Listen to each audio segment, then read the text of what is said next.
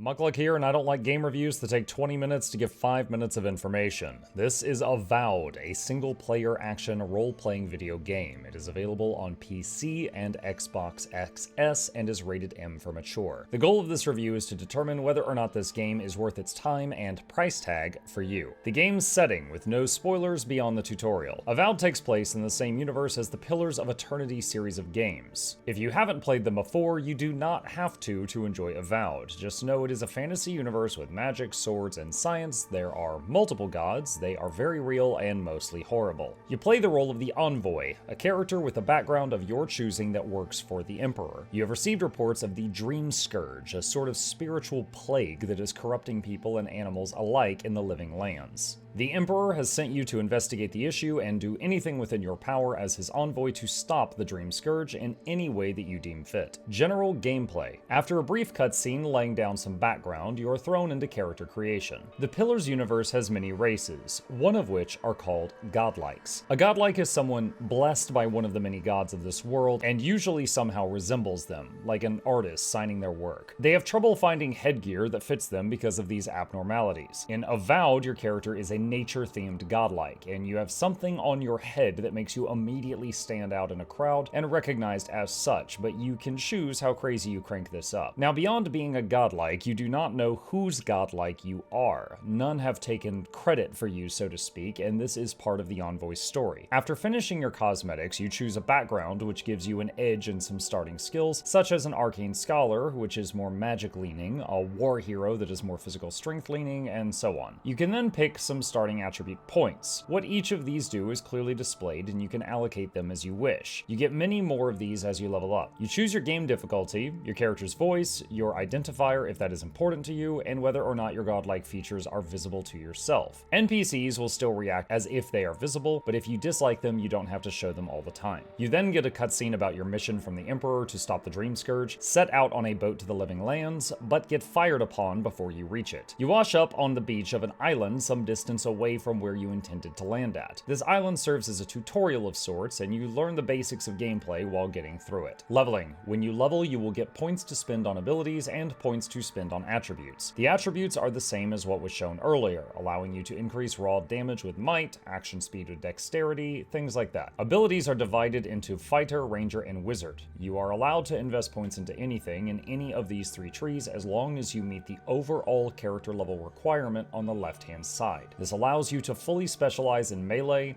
ranged, which is bows, pistols, or arquebus, or magic, or a hybrid in any fashion you prefer. Combat. In combat, you have two weapon sets that you can swap between. For example, if you have a melee weapon or shield, you can block and parry attacks. If you have bows or guns, this gives you ranged options. A grimoire in hand can allow you to cast magic spells that you have not invested points into yet that is in that grimoire. Or, if it matches magic that you have spent points on, it will increase that magic's level, giving powerful magical options.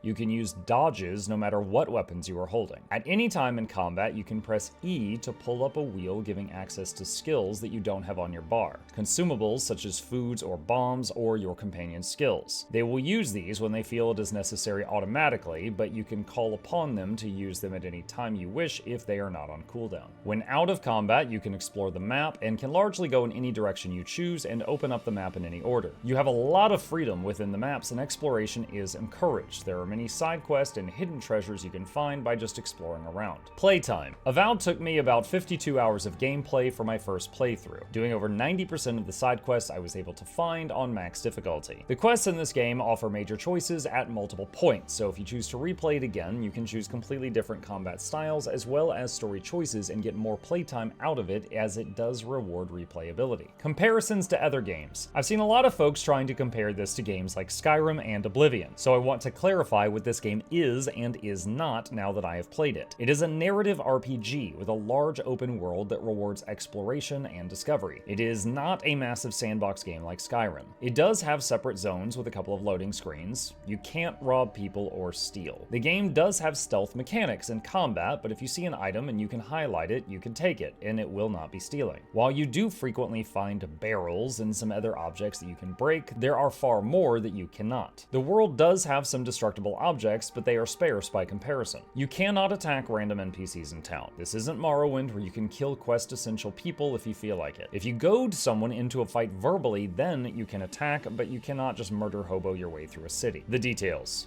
Graphics. I found the graphics of the game to be gorgeous for the most part. The environments especially, when you climbed mountains, or the lighthouse at the start of the game and looked out over huge distances, or seeing the waterfalls for the first time looked really good. I was also impressed by how well it looked when some of the characters spoke in the environments of their face and showing expressions. Sound and music. The songs are good. The background music is fine. Nothing I'm rocking out or jamming out to, but it's good. Your adventures are usually accompanied by the ambiance of wind blowing, birds chirping, things like that. Where I really felt the sound shined was the combat noises. Blades clashing, flintlocks firing, spells being cast all sounded great to my ears.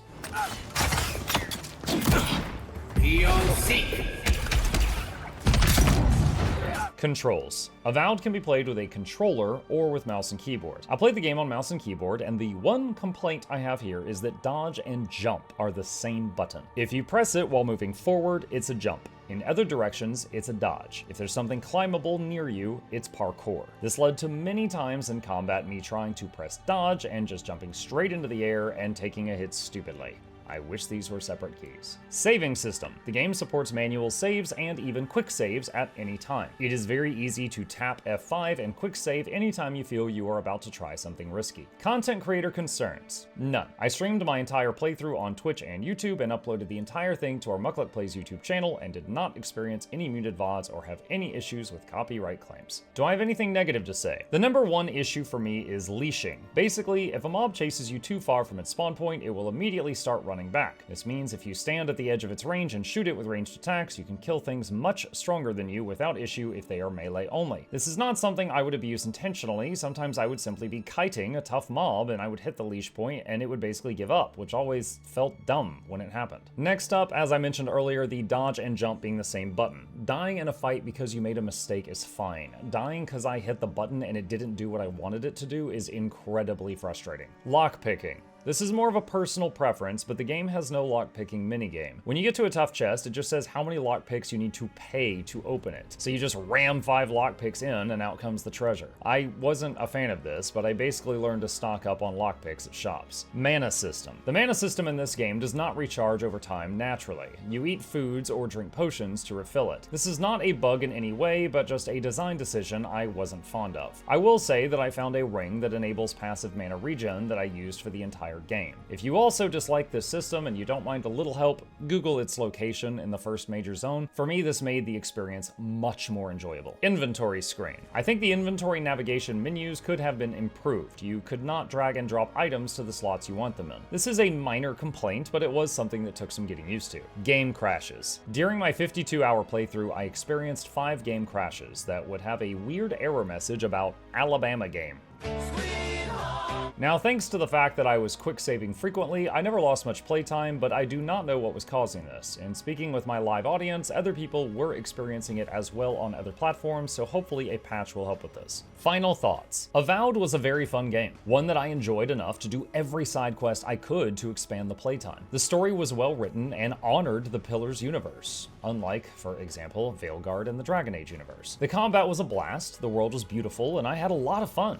But that $70 price tag at launch is very steep and sets incredibly high expectations from the customer base. After clearing the whole thing for myself, I felt like Avowed was a very fun $50-ish game, and I think if it had been priced as such, they would not have gotten nearly as much nitpicky feedback as they, the company, did. If you are a fan of RPGs, exploration, or even the Pillars of Eternity universe storytelling, I honestly think you would enjoy this game. However, I think $70 is overpriced, and I would encourage wishlisting it for when it goes on sale, or at the time of this recording, it is free on Game Pass, which is how I played it. So you can dive into it for free over there if you fancy it. This video was not sponsored, so if you enjoyed it, please consider hitting that like button to help us out with the YouTube algorithm and subscribe for more content. If you'd like to see more of my own playthrough of Avowed, I'll include a link to that playlist from our other channel down below. Subscribe there too. As always, a massive thank you to our dear patrons who make content like this possible. If you'd like to become a supporter and earn early access, there's a link to that in the description. Hopefully now you know enough about Avowed that you can decide if it is right for you. Happy gaming!